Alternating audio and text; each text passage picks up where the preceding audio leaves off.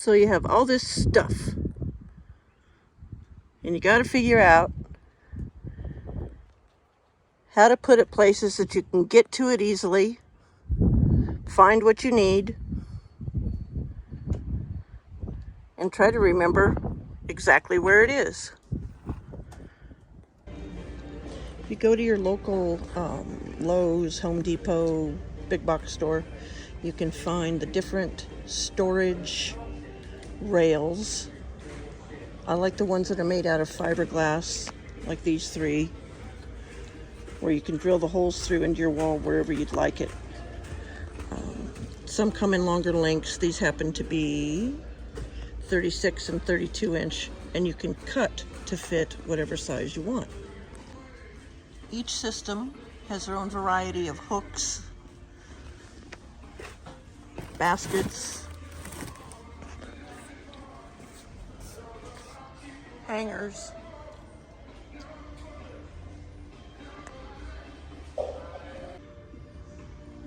Most of the systems are very simple. The hook goes up into the rail and then clicks into place.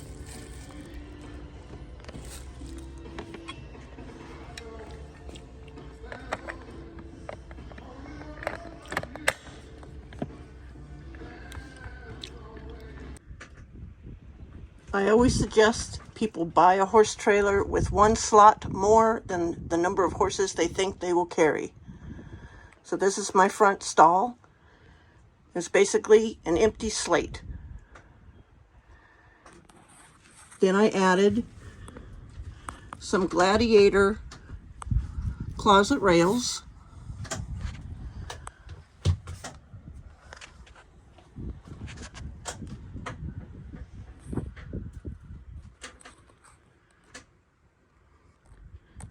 Then pick up the different hooks, whatever you think you need. Gladiator, they slide up, click in. Hooks up, and I have things hanging. Gladiator basket, not above the horses, but in the front stall. Lightweight items in it.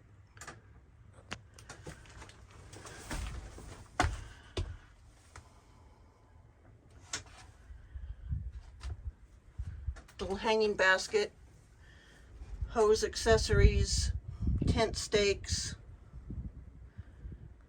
odds and ends. You could put tools in it, easy to grab. To me, tack rooms never have enough room to store everything that I carry. My door has one of the mesh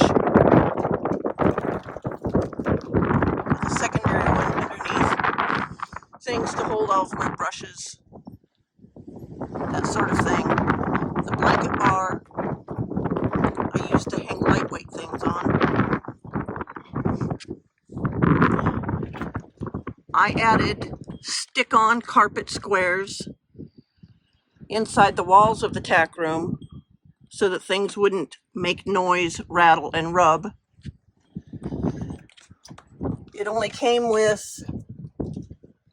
a few places to hang tack, and I always need more hooks, so I added some of my Gladiator track up here. It's removable hooks, or I can change the type. Then some normal little coat hooks here and there to hang lightweight items. Made a quick paper towel holder. I also added a 2-drawer filing cabinet for odds and ends. And I carried 2 spares for my horse trailer, so the second one rides underneath the saddle racks.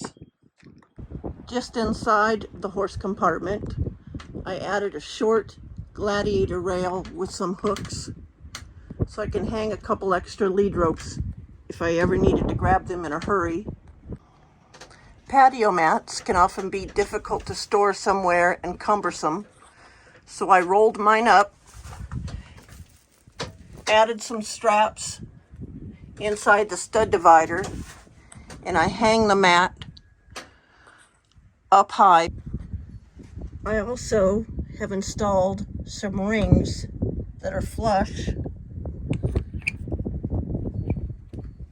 that I can tie into.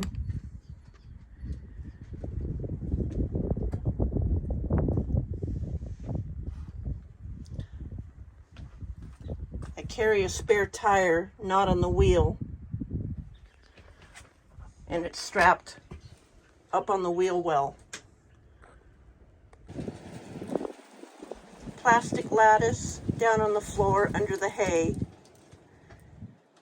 to keep urine from leaking into the hay. Upright jumbo laundry bags for my hay. When I want to flake, open it up, peel a flake off.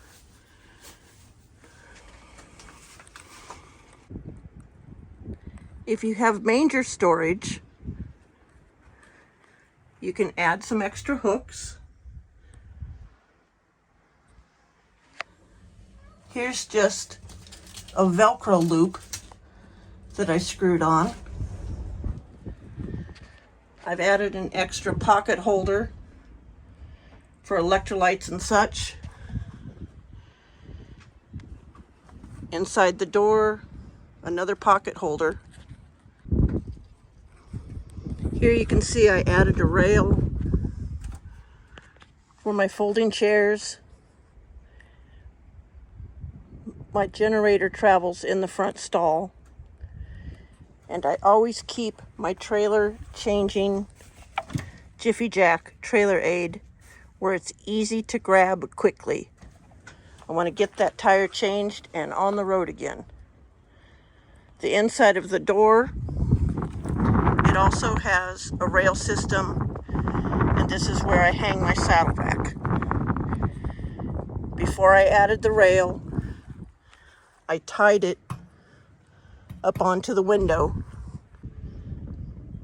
Apple picker and broom hang just inside the door.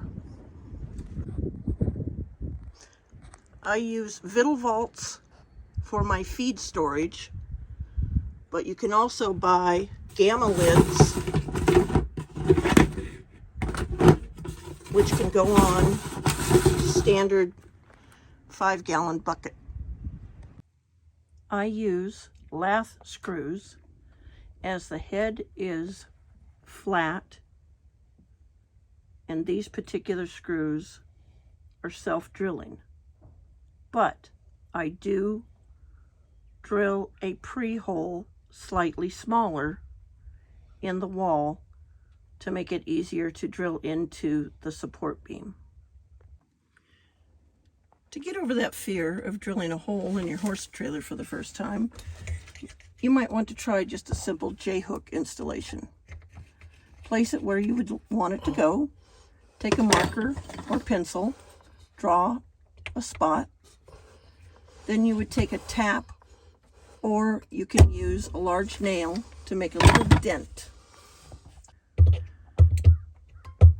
Then drill a hole with the drill bit that was slightly smaller than the screw you're going to use.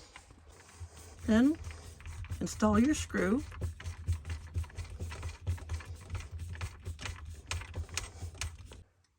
Then you would repeat the process for the second screw, and after that's done, it's ready to use.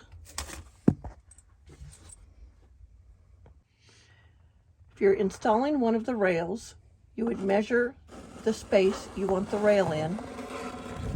And then in my case, I have an aluminum trailer with a steel frame. Take a magnet and you can run it along the body of the trailer or the walls and check if you have a steel frame or not. They usually will line up where the rivets are. That's where you would install screws for the best support. If you have an aluminum trailer and aluminum frame, it can be a little trickier finding the supports.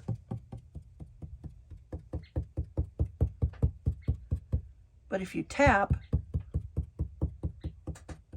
you can hear the sound difference. And again, look for existing rivets or screws that usually do line up with support beams.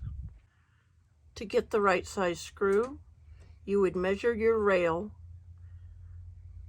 in the area the screws will go through into the wall, and then I add approximately 3/4 of an inch, and that's what I buy.